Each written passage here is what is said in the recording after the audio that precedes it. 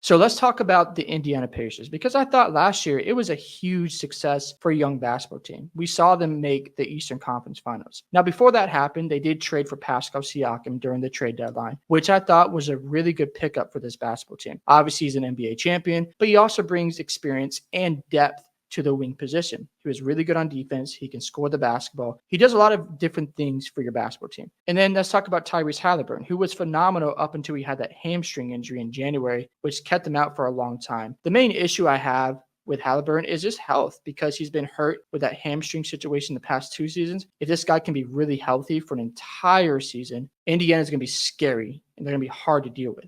We also can't forget that Indiana was out one of their key rotational pieces in Benedict Mathurin, who had a torn labrum, I believe it was in March. So he didn't play in the playoffs, and they still made an Eastern Conference Finals appearance. So you look at this roster and you're wondering, what can Indiana do next? Now, they have a lot of intriguing pieces. They have Jarris Walker, who they drafted last year. Is he going to get a bigger role? You still have Obi Toppin on this team. You've got Miles Turner, who's a free agent after this season. I'm sure they're going to extend him. And now you have a young core who's only going to get better. Andrew Nembhard, he was phenomenal, especially when Halliburton went down in game 2. He was really good in game 3 and really good in game 4.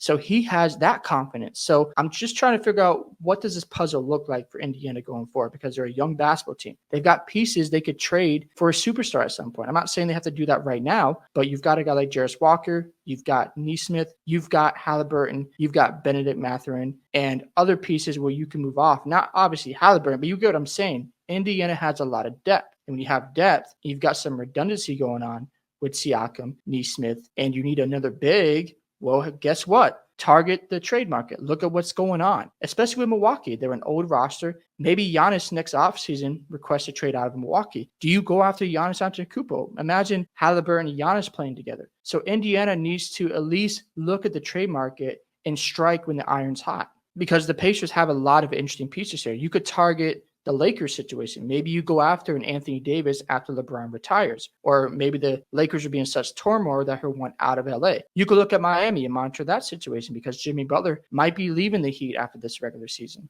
And you could find out if Miami wants to move up Bam Adebayo. Maybe he'll be unhappy with that situation. There's a lot of interesting things that Indiana has at their disposal. If they're patient, they trust the process, and they build around this core, they're only going to get better. So Indiana fans, even if they don't have a deep playoff run, it's not a huge disappointment, because the reality is they're still young. They're going to get more experiences. And obviously, you can't expect the same results every single season because it's competition. And sometimes you run into a team, maybe you run into the Sixers this year, you don't knock them out, or you run into the Bucks and they get revenge. But at the end of the day, you have a really good young core here. You can still build around Halliburton, Mathurin, Nembhard, and Turner. Eventually, you got to move off one of these pieces if you want to really get into that championship contender list. But right now, if I'm Indiana, just take your time. You've got a really good young roster.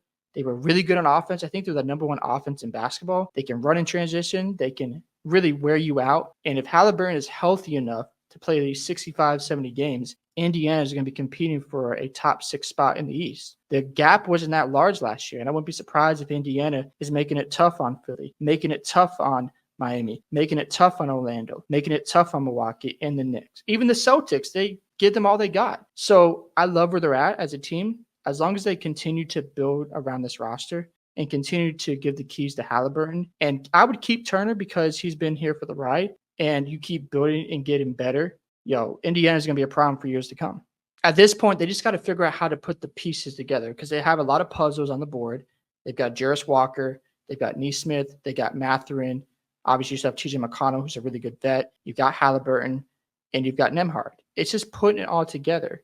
And it's a good place to be if you're a young team. You've got some players with a lot of upside, and there's going to be a team calling down the road asking for one of those players. You can get draft capital. You can get another star player to add next to Halliburton and Miles Turner. Also, maybe target another big if they continue to go on the rise. Let's just say Indiana gets to the 2nd seed or the 1st seed in the Eastern Conference. You got to make a move to capitalize on the opportunity. My only concern when it comes to the Pacers is Halliburton's health, because he's had some hamstring problems in the past where he's been hurt, usually during the middle of the season, and he was cooking up before that, but the hamstring bothered him and he has to sit out. Again, McConnell is really good. He fills in nicely for them, but we need to see Halliburton out there longer. And I think he's a phenomenal player. I just hope he can stay healthy and keep Indiana afloat and also competing with these top teams. The only reason why I would just manage my expectations with the Pacers is there's a lot of competition. Orlando is going to be really good. Miami could be solid. We know the Sixers and Bucks are going to be competing. So we'll see if they're ready for that target on their back. Sometimes young teams go through some lulls or some struggles the next year after they had all that success. Do I think Indiana is going to be back in the conference finals? I do. I just don't know when because they're so young. But even if they end up losing the first round or second round, I think they're going to be hungry to prove a point that last year was not a fluke. There's a lot to be excited about the Indiana Pacers. The ceiling is really high. And again, if they compete and they show up, and let's just say they lose in a tough 7-game series against the Knicks in the second round, or they lose in 6 against the Celtics this season in the second round or the first round. Look, I like the core. They'll only get better. You just got to remember that sometimes young teams go through those ups and downs when it comes to each regular season. But you bounce back next year and you become a contender. So for Indiana, just trust the process, continue to build around these core players because there's a lot of upside, and just stay healthy, and who knows what's going to happen.